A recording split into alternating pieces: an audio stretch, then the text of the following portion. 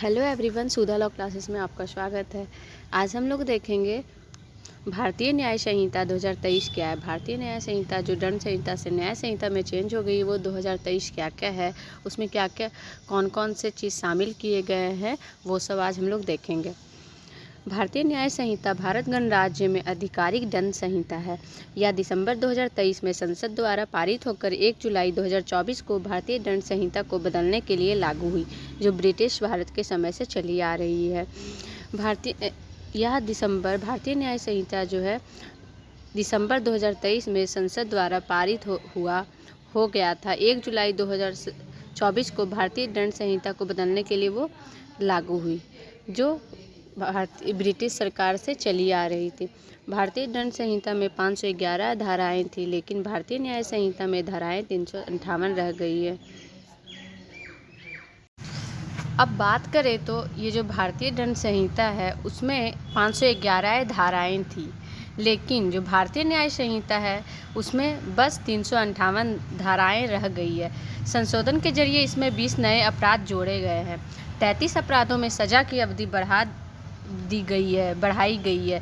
83 अपराधों में जुर्माने की रकम भी बढ़ाई है। 358 धाराएं जो रह गई है, अब इसमें 20 नए अपराध जोड़े गए हैं। 33 अपराधों की जो सज़ा है वो बढ़ा दी गई है। सज़ा की अवधि है, सज़ा का जो काल है वो बढ़ा दी गई है। 83 अपराधों में जुर्माने की रकम भी बढ़ाई है। जो 83 अलग अपराध हैं उसमें जुर्माने की रकम भी बढ़ा दी गई है। 23 अपराधों में अनिवार्य न्यूनतम सज़ा का प्रावधान है। 23 ऐसे अपराध हैं जिसमें अनिवार्य है कि उन्हें कम से कम भी सज़ा देना है। 6 अपराधों में सामुदायिक सेवा की सज़ा का प्रावधान किया गया है। मॉब लिंचिंग, भारतीय न्याय संहिता मॉब लिंचिंग एक नया प्रावधान जोड़ा गया है। भारतीय न्याय संहिता में मॉब लिंचिंग जो है एक नया प्रावधान जोड़ा गया है।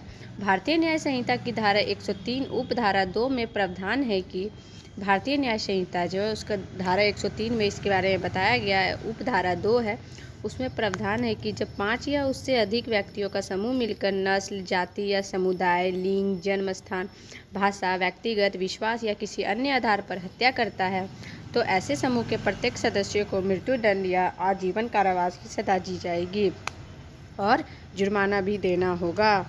भारतीय न्याय संहिता जो है उसकी जो धारा 133 और उपधारा 2 में वह प्रावधान किया गया है, जो भी व्यक्तियों का जो 5 या उससे अधिक व्यक्तियों का समूह जो कि मिलकर नस्ल, जाति या समुदाय, लिंग, जन्म स्थान के आधार पर कुछ भी कार्य करता है, कुछ भी हत्या करता है, किसी भी तरह का ये करता है, तो ऐसे समूह के प्रत्येक सदस्य को मृत्युदंड या आजीवन कारावास की सज़ा दी जाएगी और जुर्माना भी देना होगा।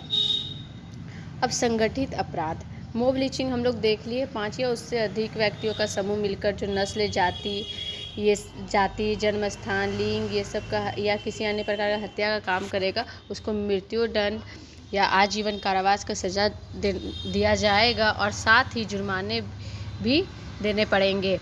संगठित अपराध, भारतीय न्याय संहिता में संगठित अपराध अब एक विशेष अपराध निर्धारित किया गया। भारतीय न्याय संहिता में संगठित अपराध को एक विशेष अपराध निर्धारित किया गया है।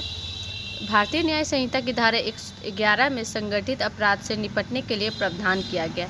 अब जो मॉब लिंचिंग है वो 103 धारा उपधारा 2 में बताया गया था। अब भारतीय न्याय संहिता की धारा 111 में संगठित अपराध के बारे में बताया गया है। अपराध से निपटने के लिए प्रावधान किया गया है।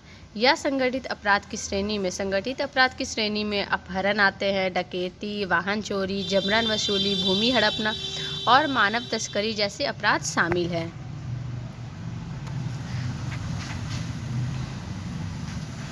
तो दोस्तों आज के लिए बस इतना ही। मैं फिर कल मिलूँगी नए वीडियो के साथ। नए वीडियो में आप लोग का रहेगा इसके आगे वाला पार्ट। यहाँ मैंने बस 2 ही चीज़ बताया है जो इसमें शामिल किया गया है। अभी उसके आगे पार्ट 2 में आपको और भी जानकारी दिया जाएगा। तब तक के लिए नमस्कार।